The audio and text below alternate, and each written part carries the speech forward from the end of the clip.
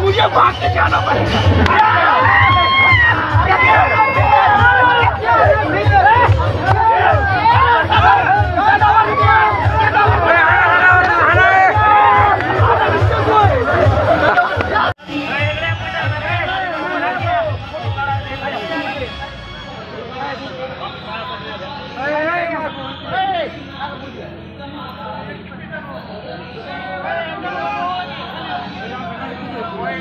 Photo काढायचा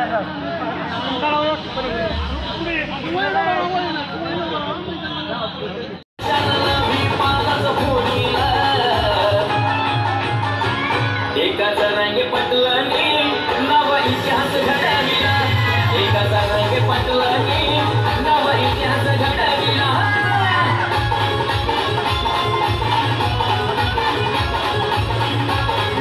आपल्या नेत्याचं उपोषण मी स्वतः चालू केलं तो आजचा दिवस आहे ती आहे 3 तारीख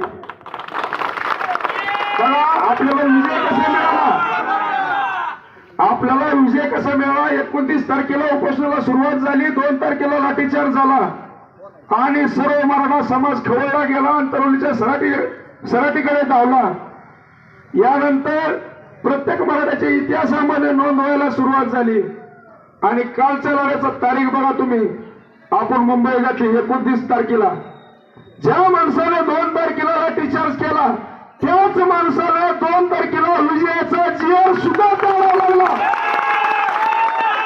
तारीख तीच वार तीच फक्त 6 देऊन गेलेत आपलं. त्या पहिलं जे आपल्याला ग्राउंड होतं 35%चं व आरक्षण जर सोडलं 65% आरक्षण होतं, 35% आपण फक्त आपल्याला संधी होती.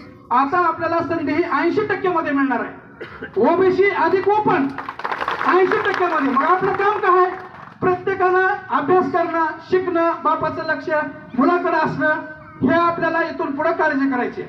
आणि आतोनात प्रयत्न करून हे गोष्ट शक्य नव्हती ती मनोज दादाने आपल्या पदरामध्ये टाकलेली. आता याचा उपभोग कसा घ्यायचा हे आपण समजून घ्यायचंय आणि त्याच्या पुढे वाटचाल करायची. आणि मग मराठ्यांना वाटायला लागलं की खरंच आपलं अस्तित्व संपुष्टात यायला लागलं. तिथून पुढे लाखोचे मोर्चे निघाले. सरकारनं आपल्याला गिनलं नाही. आणि मग 2019च्या निवडणुकात सरकार जसं तिसं बसल्यानंतर सरकारला असं वाटलं की ह्यांना आरक्षण दिलं नाही तरी काही फरक पडत नाही. पण ही मराठीची औलाद आहे. तसं तर मुघलाची सत्ता संपूर्ण देशावर होती, पण पहिली ललकारी मारली ह्या महाराष्ट्रानं छत्रपती शिवाजी महाराजांच्या स्वरूपात. मुघलांनी ती स्वराज्याची सत्ता हस्तगत करण्याचा प्रयत्न केला. शिवाजी महाराजांनी जीवात जीव असेपर्यंत ते शक्य होऊ दिलं नाही. शिवाजी महाराज वारल्यानंतर त्या अशा त्यांच्या वाढल्या. संभाजी महाराजांविषयी आपल्याच काही लोकांनी बदनामी केली होती. औरंगजेबाला वाटलं घेता येईल सहजासहजी राज्य, नाही घेता आलं. संभाजी महाराजांची क्रूर हत्या केली. आता वालीच कुणी वरला नाही. राजारामांनी तेलंगणा मधल्या जिंजी इथून महाराष्ट्राचा कारभार टाकला.